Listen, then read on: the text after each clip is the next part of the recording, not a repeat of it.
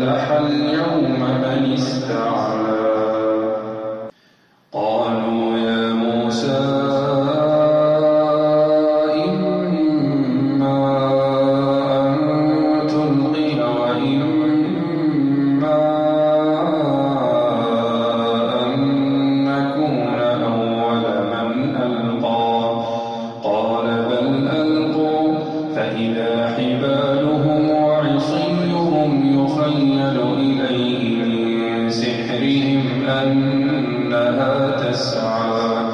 فأوجس في نفسه خيفة موسى قلنا لا تخف إنك أنت الأعلى وألق ما في يمينك تلقف ما صنعوا إنما صنعوا كيد ساحر ولا يفلح الساحر حيث أتى فألقي السحرة سجدا قالوا آمنا برب هارون وموسى قال آمنتم له قبل أن آذن لكم إنه لكبيركم الذي علمكم السحر فلأقطعن أيديكم وأرجلكم من خلاف ولأصلبنكم في جذوع النخل ولتعلمن أينا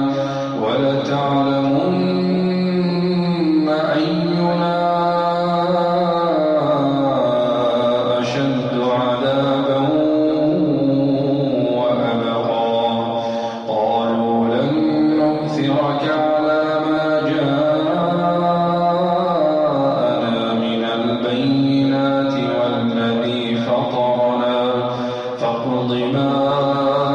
أنت قاض إنما تقضي هذه الحياة الدنيا إنا آمنا بربنا ليغفر لنا خطايانا وما أكرهتنا عليه من السحر والله خير وأبقى إنه من يأت ربه مجرما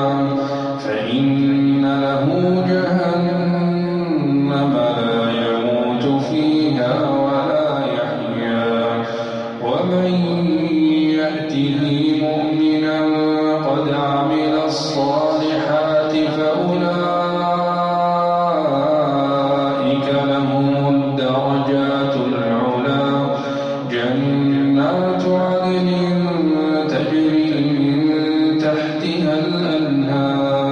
الأنهار خالدين فيها وذلك جزاء من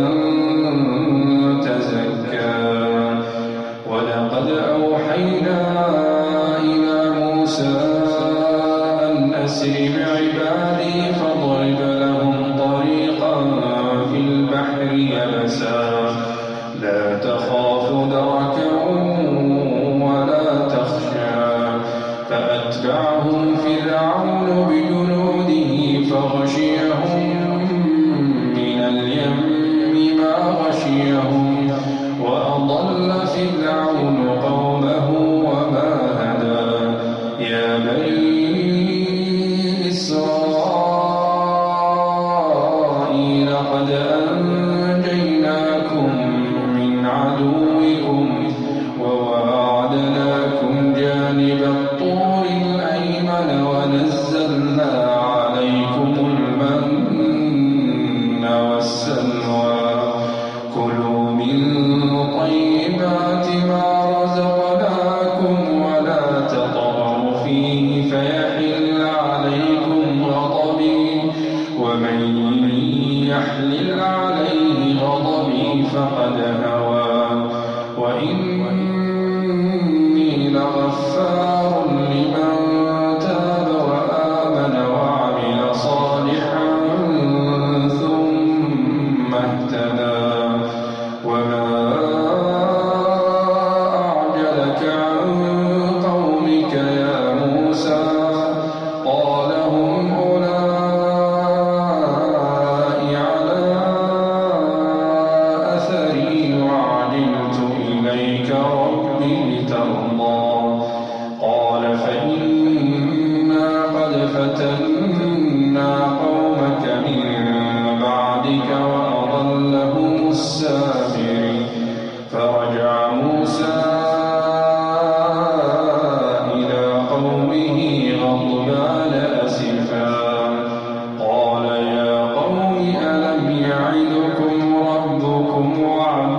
حسنا أفطال عليكم العهد أم أردتم أن يحل عليكم غضب من ربكم فأخلفتم موعدي قالوا ما أخلفنا موعدك بملكنا ولكننا حملنا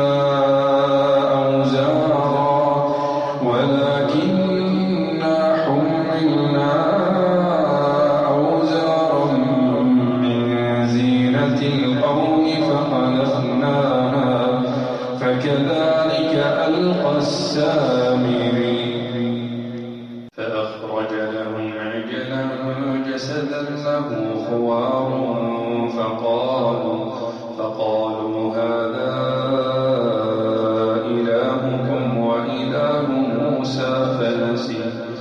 أفلا يرون ألا يرجع إليهم قولا ولا يملك لهم ضرا ولا نفعا ولقد قال لهم هارون من قبل يا قوم إنما فتنتم به وإن ربكم الرحمن فاتبعوني وأطيعوا أمري قالوا لن نبرح عليه عاكفين حتى يرجع إلينا موسى قال يا هارون ما منعك إذ رأيتهم ضلوا ألا تتبعني أفعصيت أمري قال يا ابن أم لا تأخذ بلحيتي ولا برأسي إني خشيت أن تقول فرقت بين بني إسرائيل ولم ترقب قولي قال فما خطبك يا سامري قال بصرت بما لم يبصروا به فقبضت قبضة من أثر الرسول فنبذتها وكذلك سولت لي نفسي قال فاذهب فإن لك في الحياة أن تقول لا مساس وإن لك موعدا لن تخلفه وانظر إلى إلهك الذي ظلت عليه عاكفا لنحرقنه ثم لننسفنه في اليم نسفا إنما إلهكم الله الذي لا إله إلا هو وسع كل شيء علما كذلك نقص عليك من أنباء ما قد سبق وقد آتيناك من لدنا ذكرا من أعرض عنه فإنه يحمل يوم القيامة وزرا خالدين فيه وساء لهم يوم القيامة حملا يوم ينفخ في الصور ونحشر المجرمين يومئذ زرقا يتخافتون بينهم إن لبثتم إلا عشرا نحن أعلم بما يقولون إذ يقول أمثلهم طريقة إن لبثتم إلا يوما ويسألونك عن الجبال فقل ينسفها ربي نسفا فيذرها قاعا صفصفا لا ترى فيها عوجا ولا أمتا يوم يومئذ يتبعون الداعي لا عوج له وخشعت الأصوات للرحمن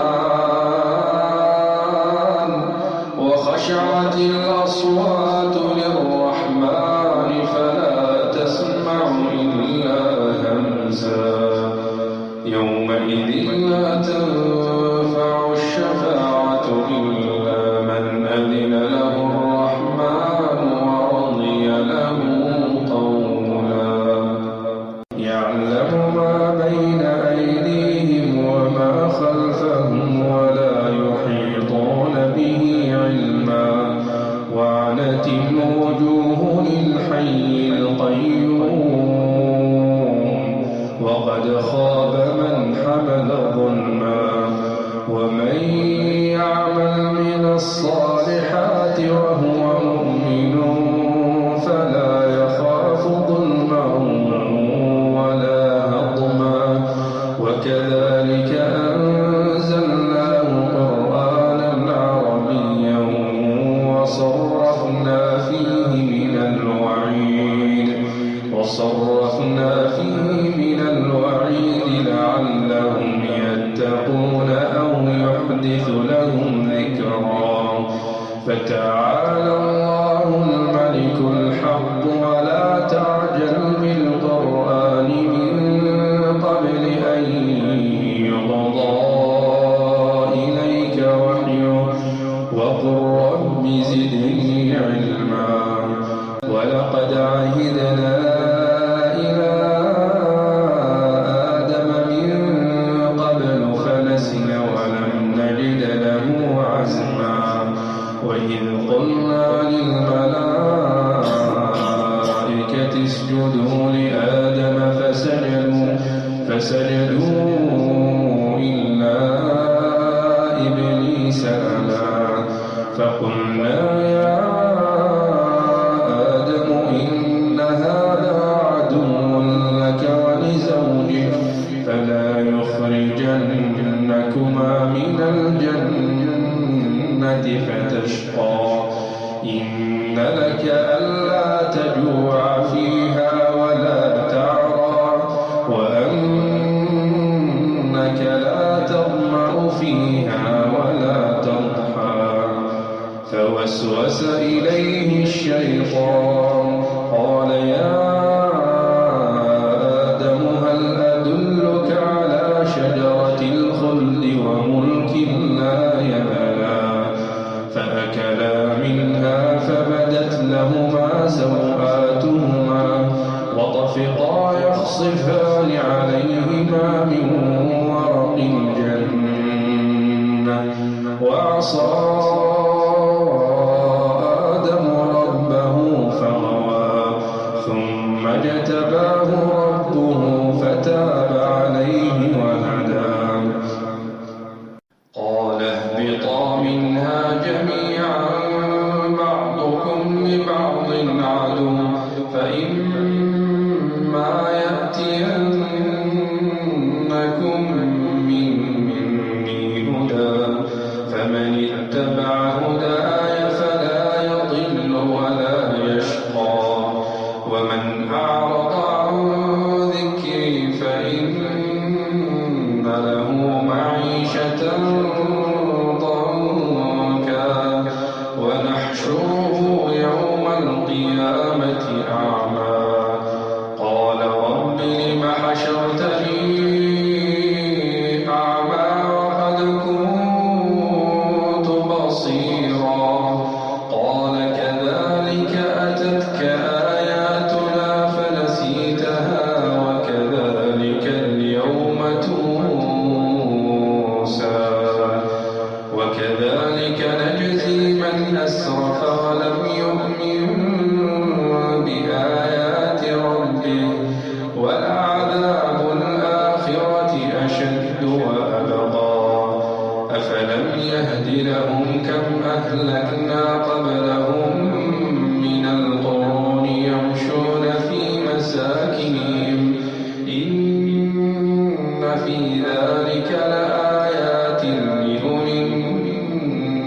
النهى سبقت من ربك لكان لزاما وأجل مسمى فاصبر على ما يقولون وسبح بحمد ربك قبل طلوع الشمس وقبل غروبها ومن آناء الليل فسبح وأطراف النهار لعلك ترضى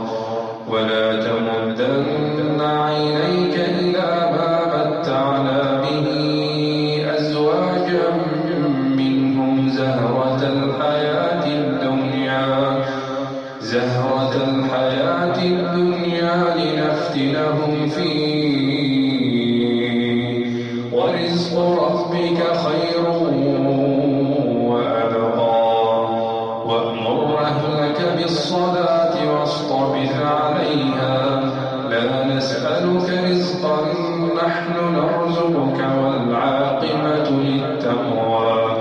وقالوا لولا يأتينا بآية من ربه أولم تأتهم بينة ما في الصحف الأولى ولو أنا أهلكناهم بعذاب من قبله لقالوا ربنا لولا أرسلت إلينا رسولا فنتبع آياتك من قبل أن نذل ونخزى قل كل متربص فتربصوا فستعلمون من أصحاب الصراط السوي